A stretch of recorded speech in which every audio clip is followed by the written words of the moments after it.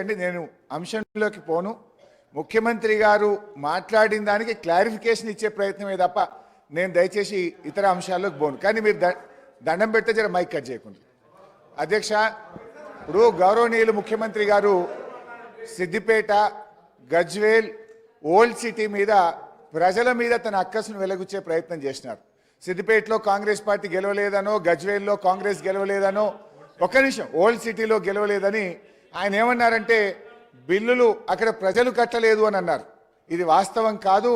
అక్కడ ఏదైనా ఒక లిఫ్ట్ ఇరిగేషన్ ప్రాజెక్టుదో ఒక ఇండస్ట్రియలిస్ట్ ఎవరైనా కట్టకపోతే ఇవాళ మీరు ప్రభుత్వంలో ఉన్నారు కనుక మీరు ఆ బిల్లులు వసూలు చేయండి తప్ప మొత్తం ఆ నియోజకవర్గ ప్రజల్ని బదనాం చేసే విధంగా మాట్లాడడం సబబు కాదు అని మీ ద్వారా విజ్ఞప్తి చేస్తున్న అధ్యక్ష.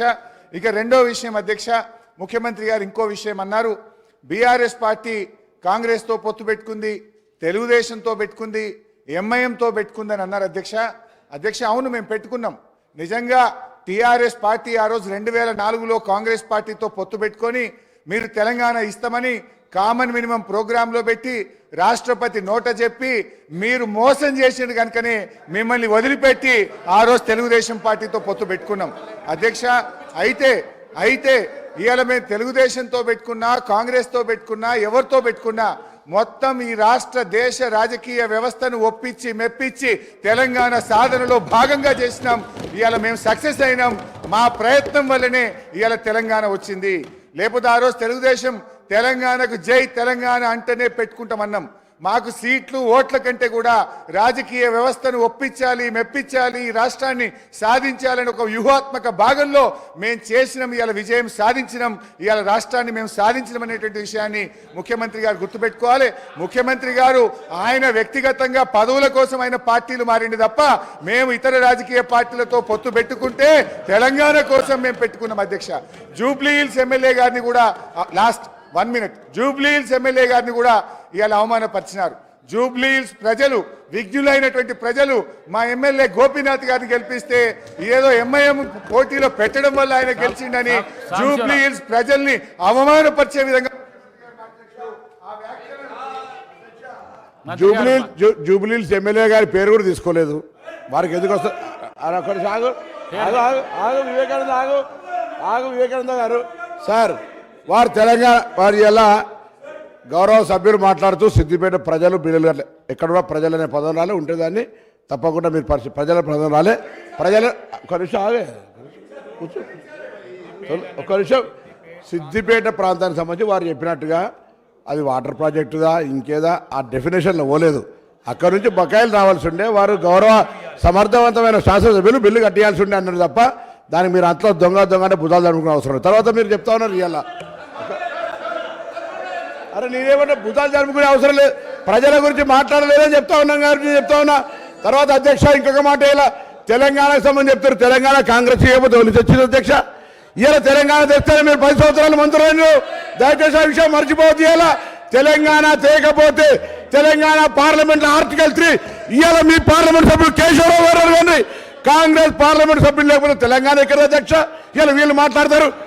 ఆనాటి నాయకత్వం ఒకరని చెప్తానా, అన్పార్లమెంట్ అయితే తెలుగుతాం కానీ వీడికే ఏం రాకుండా పోయినా కూడా పార్లమెంట్లో తెలంగాణ బిల్ పాస్ అయిపోతే రాకపోతుంది అధ్యక్ష. ఆనాడు స్పీకర్, లోక్సభ స్పీకర్, ఆనాడు సభ్యులు పోడియం దగ్గర అవుతుంటే కూడా బిల్లు ఏ విధంగా పాఠ్యాలు చేస్తే ఇట్లా మాట్లాడితే ఇట్లా బరుగుతే ఎట్లా నడుస్తుంది అధ్యక్ష?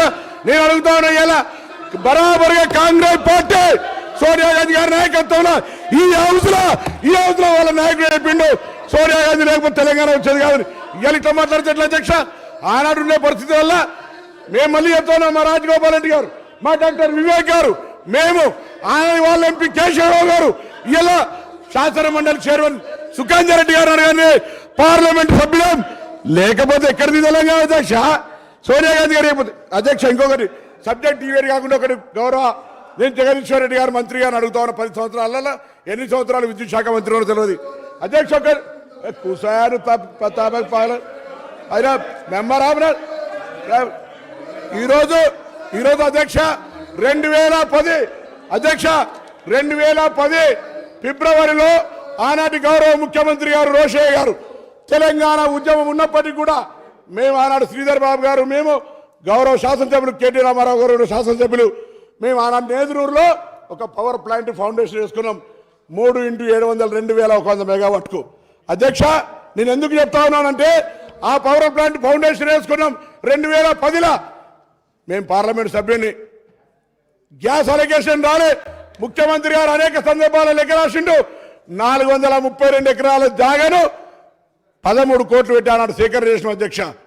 పొల్యూషన్ సంబంధించినటువంటి అన్ని అనుమతులు వచ్చినాయి. వాటర్ శాంక్షన్ తీసుకున్నాం. దానికి సంబంధించిన పర్యావరణ అనుమతులతో పాటుగా మొత్తం అనుమతులు వచ్చినాయి అధ్యక్ష. మేము చేస్తలేమని గౌరవ సభ్యులు వేరే ఈ సభలలో పేర్లు వద్దు కాబట్టి చెప్తారు. నేను చెప్పినాక చెప్పు సార్, నేను చెప్పినాక చెప్పు సార్. నేను గౌరవ సభ్యులు మిగతా లేని వాళ్ళ పేరు తీసుకోవద్దు కానీ నేను తీసుకుంటలేను. వాళ్ళు మా పిండ ప్రదానం చేసిన అధ్యక్ష అన్నాడు. నేను బతికున్నటువంటి పార్లమెంట్ సభ్యుని ఆ ప్రాజెక్ట్ ఎందుకు చేస్తలేరని మా పిండ ప్రదానం చేశారు. ఇవాళ వీళ్ళు 10 ఏళ్ళ అధికారం. మేమేం చేయాలి అధ్యక్ష? వీళ్ళకి ఇవాళ ఆ ప్రాజెక్ట్ ఎందుకు కట్టాలి? బొగ్గులేని యాదాద్రి భద్రత చేస్తారు. నాకు సింగరేణి నాకు కూతవేటలు ఉంటుంది. నా ప్రాజెక్ట్ ఎదురు ఎందుకు చేయాలి అధ్యక్ష? 432 ఎకరాల జాగా సేకరించి ఎదగట్లే ఉంది అధ్యక్ష. దానికి పర్యావరణ అనుమతులు కాదంటే మీకు పేపర్ పంపిస్తా. పర్యావరణ అనుమతులు లోయర్ మైనర్ నుంచి నీటి శాంక్షన్ ఎవ్రీథింగ్ పబ్లిక్ హియరింగ్ కూడా అయింది అధ్యక్ష. పబ్లిక్ అరే రన్నింగ్ కామెంటరీ మంత్రివి గౌరవనీయుడివి నువ్వు ఇట్లా రన్నింగ్ కామెంటరీ చేసేట మీరు. నేను అడుగుతాను సభాధ్యక్ష, ఇది మర్యాద కాదు. నేను అడుగుతాను నాకు బిడ్డగా నా పిండ ప్రయాణం చేసిరు. ఇవాళ బతుకున్నాను పిండ ప్రయాణం చేసిన వీళ్ళు వాళ్ళని ఏం చేయాలి అధ్యక్ష? వాళ్ళకి బాధ్యత లేదా? బాధ్యత లేదని అడుగుతారు. 10 ఏళ్లలో వీళ్ళు తెలంగాణలో మేము పొడిచినాం, మేము తెచ్చినాం, మేము బంగారు తెలంగాణ ఇచ్చాం. ఏం చేసిన అధ్యక్ష 10 ఏళ్లలో? 10 ఏళ్ళలో ఎందుకు చేయాలి? 10 కరీంనగర్ జిల్లా ప్రజలకు ఆనాడు నాకంటే ముందు పార్లమెంట్ సభ్యులు గౌరవ చంద్రశేఖరరావు గారు తెలంగాణ ఉద్యమాన్ని తెలంగాణ నినాదాన్ని కాపాడుకోవడానికి ఉప ఎన్నికల్లో మళ్ళీ గెలిపిస్తే నా చర్మం వెలిచి చెప్పులు కుట్టిస్తాను. ఈ ప్రాజెక్టు చేయవా అధికారంలోకి వచ్చినాక? నీ బాధ్యత లేదా? నా పిండ ప్రదానం చేసిన దాంట్లో ఈ శాసనసభ్యులు ఉన్నారే, ఇలా మీ బాధ్యత లేదా? ఇలా మీరు మాట్లాడుతాను అధ్యక్ష. నా ప్రాజెక్టుకి సంబంధించి ఎందుకు చేయలేదో కూడా జవాబు చెప్పాల్సిన అవసరం నా జిల్లా ప్రజలకు వీళ్ళకు ఉందని మాట మనం చెప్తాను.